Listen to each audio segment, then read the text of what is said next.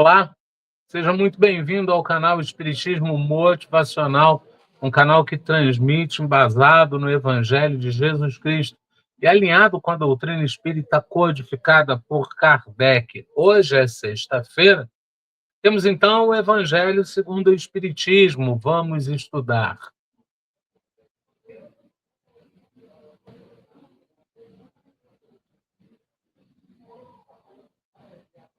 Que possamos, bom Pai, unidos, juntos e focados, chegar ao teu amor através dos ensinamentos do Mestre Jesus Cristo. Que possamos agradecer aos mentores, à espiritualidade amiga e aos irmãos do plano corpóreo e espiritual em mais este estudo. Que possamos igualmente pedir que seja feito em nossos lares uma faxina espiritual e que dele seja retirado toda e qualquer energia não concordante para o nosso estudo, para a nossa vivência. Então, recorremos ao Evangelho segundo o Espiritismo, capítulo 28, coletânea de preces, preces gerais, reuniões espíritas, é o item 6. Rogamos ao Senhor Deus Todo-Poderoso enviar-nos bons espíritos para nos assistirem, afastar aqueles que possam induzir-nos ao erro e dar-nos a luz necessária para distinguirmos a verdade da impostura.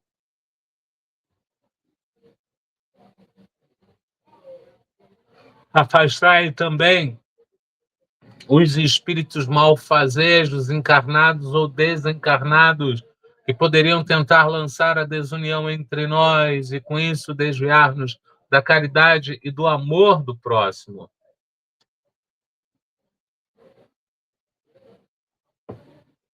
Se alguns procurarem penetrar neste recinto, fazei que não encontrem acesso em nossos corações. Bons espíritos, que vos dignais vir instruir-nos, tornai-nos dóceis aos vossos conselhos, afastai-nos de todo pensamento de egoísmo, de orgulho, de inveja e de ciúmes. Inspirai-nos a indulgência e a benevolência para com os nossos semelhantes, presentes ou ausentes, amigos ou inimigos. Fazer, enfim, que pelos sentimentos que nos animarem, possamos reconhecer a vossa salutar influência. Dai aos médios que encarregardes de nos transmitir os vossos ensinamentos a consciência da santidade do mandato que lhes é confiado e da gravidade do ato que vão praticar, a fim de que o façam com o fervor e o recolhimento necessário.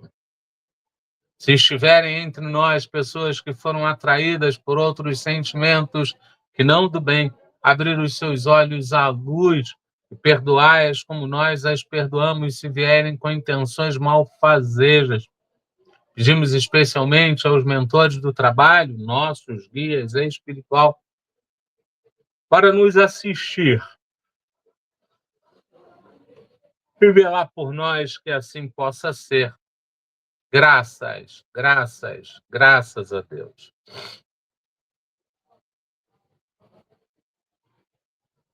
A gente sempre lembra que o canal Espiritismo Motivacional é um canal que transmite embasado no Evangelho de Jesus Cristo e alinhado com a doutrina espírita codificada por Kardec. Nós temos transmissões segundas, quartas e sextas, Livro dos Médios, Livro dos Espíritos, Evangelho segundo o Espiritismo, irradiação para nosso aperfeiçoamento, para as famílias e para os lares, sempre às 19h30, sempre pelo YouTube. Hoje, por uma questão de um compromisso que teremos junto com o estudo, nós estamos gravando.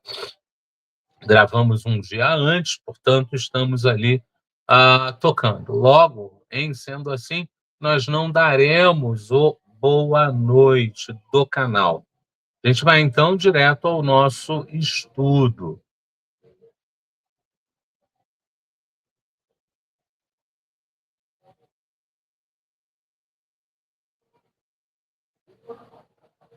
Pode subir, vamos embora. A gente está falando de O Evangelho segundo o Espiritismo, capítulo 11, amar ao próximo como a si mesmo. Esse capítulo tem 7 temas, esses 7 temas foram divididos em 15 itens. A gente começou o estudo 22 de maio, logo semana passada, e vai estudar até 31 de julho, os dois em 2026. Hoje a gente tem os itens 5, 6 e 7. Dai a César o que é de César. Esse item ele foi dividido em partes, né? A gente dividiu por parágrafo, item, parágrafo, e a gente vai devagar e sempre até o fim. Os fariseus, tendo se retirado, entenderam-se entre si para enredá-lo com as suas próprias palavras.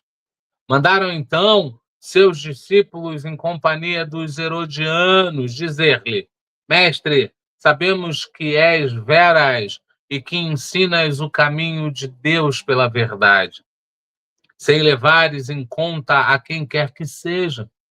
Por que nós, homens, não consideras as pessoas?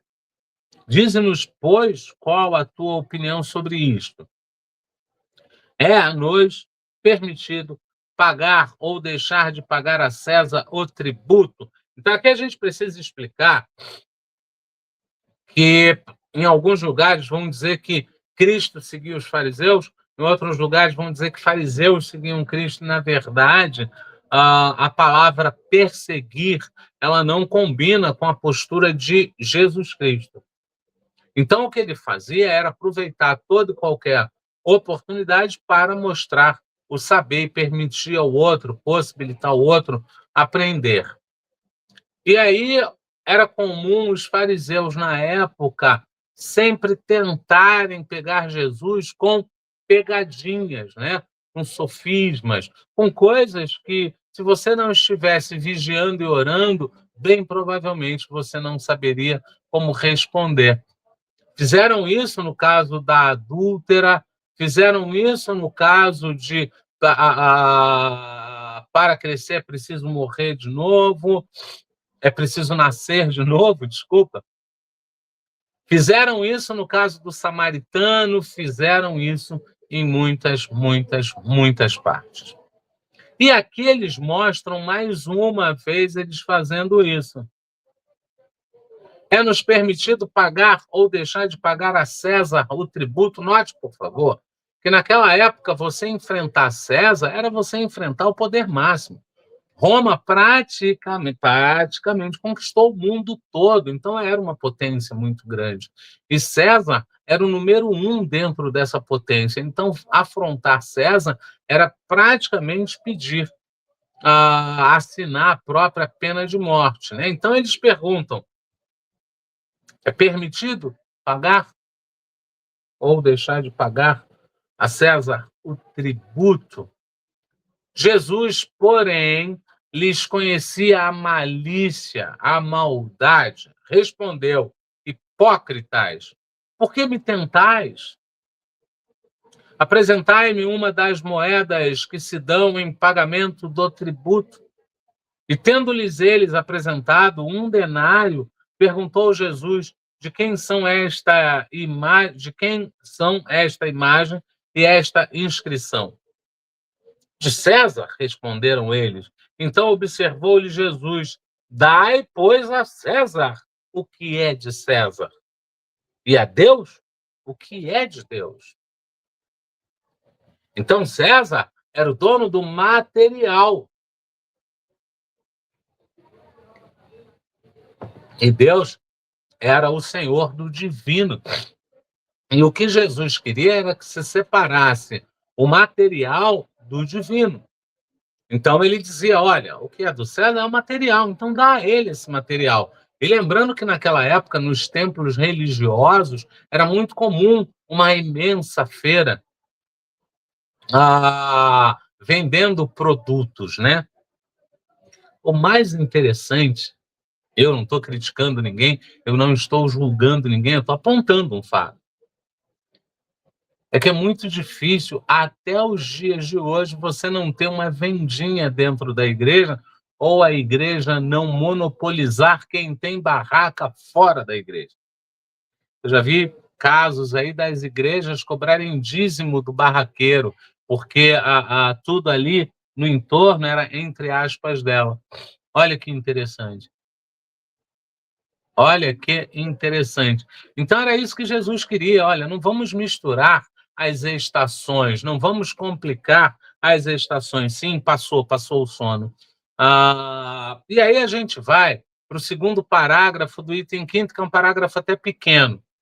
Ouvindo-o falar dessa maneira, admiraram-se eles da sua resposta e, deixando-o, se retiraram. Isso está no Evangelho segundo Mateus, capítulo 22, versículo 15 a 22, e também está no Evangelho segundo Marcos, no capítulo 12, versículos de 13 ao 17.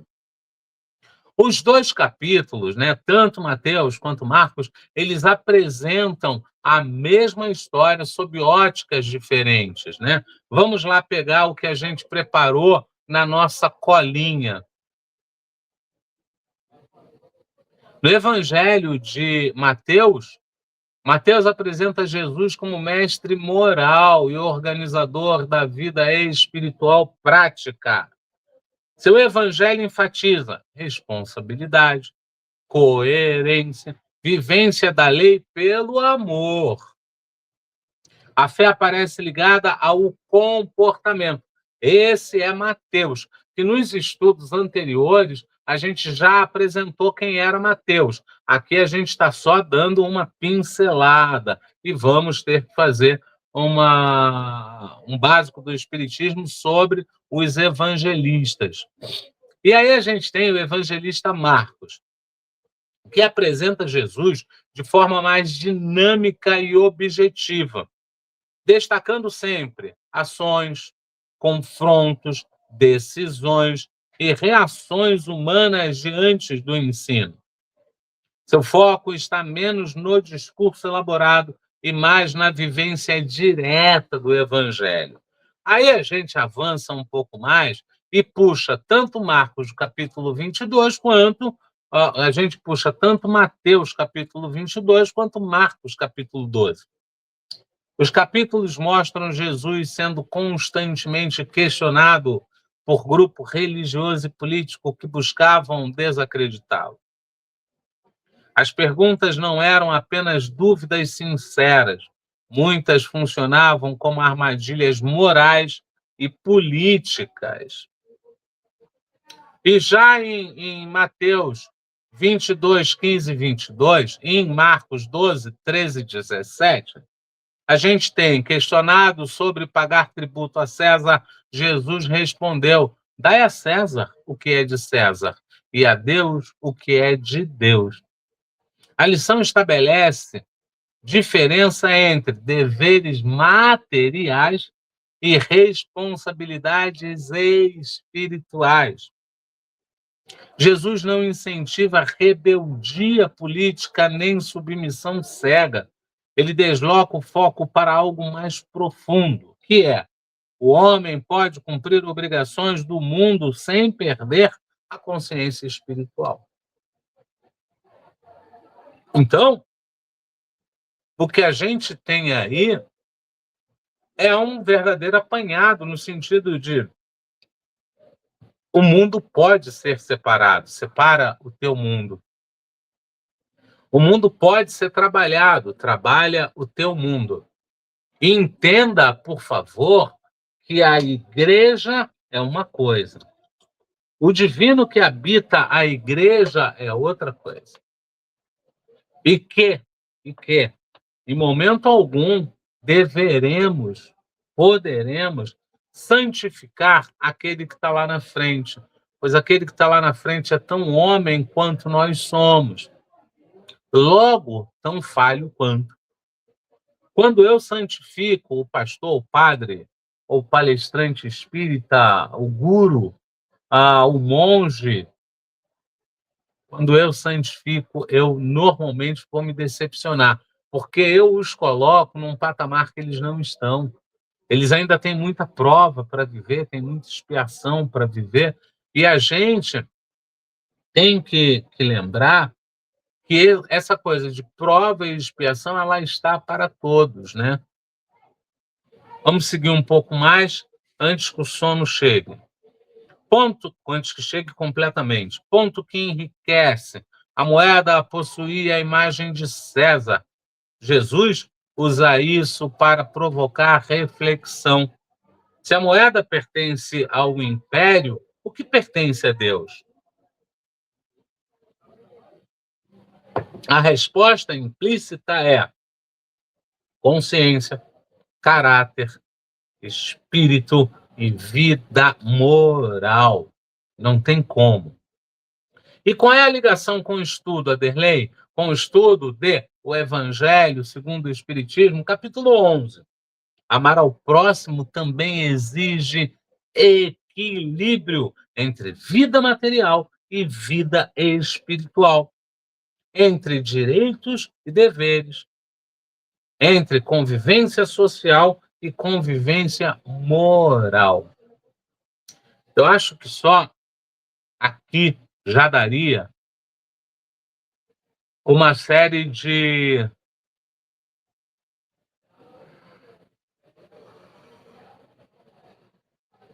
só aqui daria uma série grande de conversa fraterna. Porque são temas extremamente profundos, mas que, na maioria das vezes, a gente não se aprofunda. A gente trata no raso, porque se aprofundar exige mudança, e saber exige fazer. Entre vida material e espiritual é o equilíbrio entre cuidar da família e cuidar de você no espiritual. Entre direitos e deveres, tanto na lei divina quanto na lei dos homens. E aí vem a parte mais robusta, né? Entre convivência social e consciência moral. Não é fácil, não é fácil, não vem fácil. É muito estudo, muito trabalho, muita dedicação. Por fim, a gente traz a síntese final. O homem pode viver no mundo sem entregar ao mundo aquilo que pertence à própria consciência, e é exatamente isso. E para a gente refletir um pouco, vamos precisar seguir para o item 6. A questão proposta a Jesus era motivada pela circunstância de que os judeus, abominando o tributo que os romanos lhes impunham, haviam feito o pagamento desse tributo uma questão religiosa. Então, para os judeus, pagar o tributo a César era quase que o religioso, né? Era aquela coisa ali, na marca, em cima. Numeroso partido se fundara contra o imposto. O pagamento deste constituía, pois, entre eles uma irritante questão de atualidade, sem o que nenhum senso teria a pergunta feita a Jesus: é-nos lícito pagar ou deixar de pagar a César o tributo? Havia nessa pergunta uma armadilha. Contavam os que a formularam poder, conforme a resposta, excitar contra ele a autoridade romana ou os judeus dissidentes. Mas Jesus, que lhes conhecia a malícia, contornou a dificuldade, dando-lhes uma lição de justiça, com o dever que a cada um seja dado o que lhe é devido. Kardec, então, sugere que a gente vá até a introdução e leia o artigo sobre os publicanos, né? A introdução apresenta conceitos e expressões utilizados nos evangelhos para facilitar a compreensão histórica e moral dos ensinamentos de Jesus.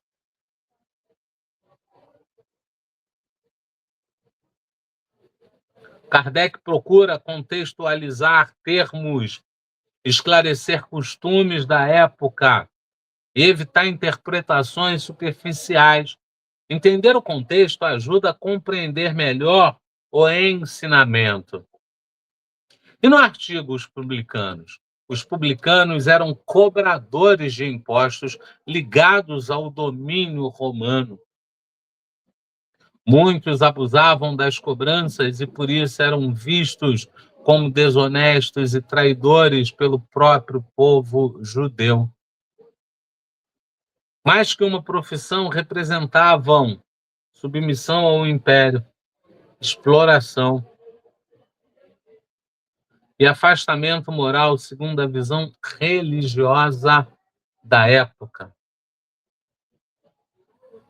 E qual é a ligação disso com o Evangelho segundo o Espiritismo, capítulo 11? Ao citar publicanos, o Evangelho mostra que Jesus não limitava o ensinamento aos considerados puros ou socialmente aceitos.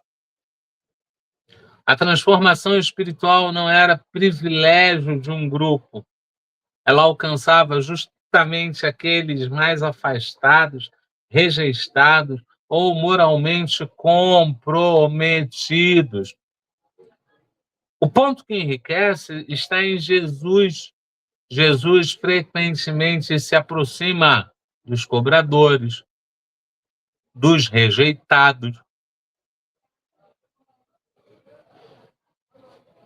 dos vistos como indignos, não para aprovar seus erros, mas para mostrar que ninguém está excluído da possibilidade de mudança. E como síntese final, a gente traz: o Evangelho não foi levado apenas aos considerados corretos, foi levado principalmente aos que mais precisavam da lei. Era isso que a gente tinha. Jesus cuidando daquele que mais precisava dele, daquele que mais o buscava, daquele que mais tinha necessidade dele. Então, era por isso que normalmente ele estava com pessoas que, segundo a nossa visão pequena, ele não deveria estar. Quem somos nós para dizer com quem Jesus deveria estar e em qual circunstância, em qual situação? E aí a gente vai para o item 7, parágrafo 1º. Esta sentença, dai a César o que é de César, não deve, entretanto, ser entendida de modo restritivo e absoluto. Como em todos os ensinos de Jesus, há nela um princípio geral, resumindo sob forma prática e usual, e deduzindo de alguma circunstância particular, e deduzido de alguma circunstância particular. Esse princípio é consequente daquele segundo o qual devemos proceder para com os outros, como queiramos que os outros procedam para conosco.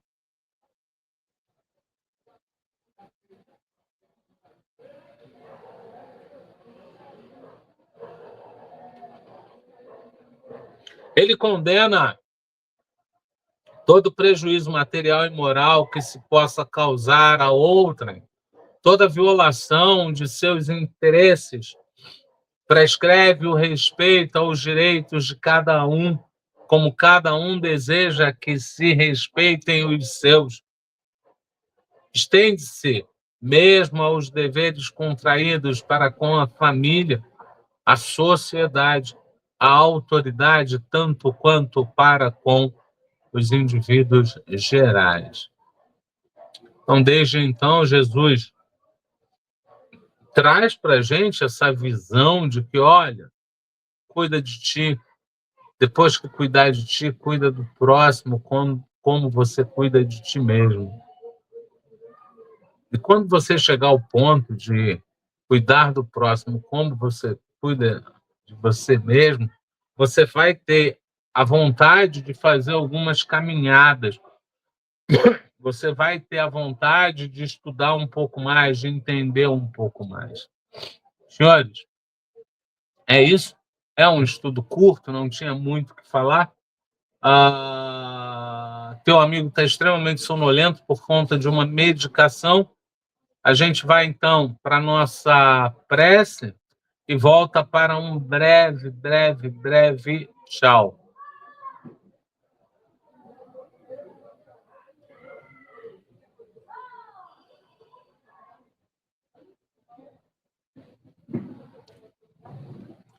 Prece a Bezerra de Menezes. Nós te rogamos, Pai de infinita bondade e justiça, as bênçãos de Jesus Cristo através do Espírito Bezerra de Menezes e sua legião de companheiros. Que eles nos assistam, Senhor, consolando os aflitos, curando os que se tornem merecedores, confortando aqueles que têm provas e expiações por passar, esclarecendo aos que desejam obter conhecimento espiritual e assistindo a todos os que apelem para o teu infinito amor. Jesus, divino portador da graça e da verdade, estende tuas mãos dadivosas em socorro daqueles que te conhecem, reconhecem como dispenseiro fiel e prudente. Seja o nosso divino modelo através de tuas legiões consoladoras, de teus santos espíritos, a fim de que a fé se eleve, a esperança aumente, a bondade se expanda e o amor triunfe sobre todas as coisas.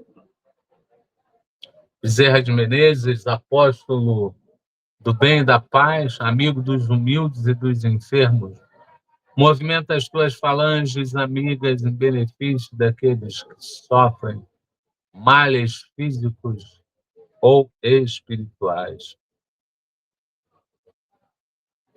Bons espíritos, dignos obreiros do Senhor, derramai as virtudes e as curas sobre a humanidade sofredora, a fim de que as criaturas se tornem amigas da paz e do discernimento, da harmonia e do perdão, semeando pelo mundo os divinos exemplos de Jesus Cristo, que assim seja. Graças a Deus.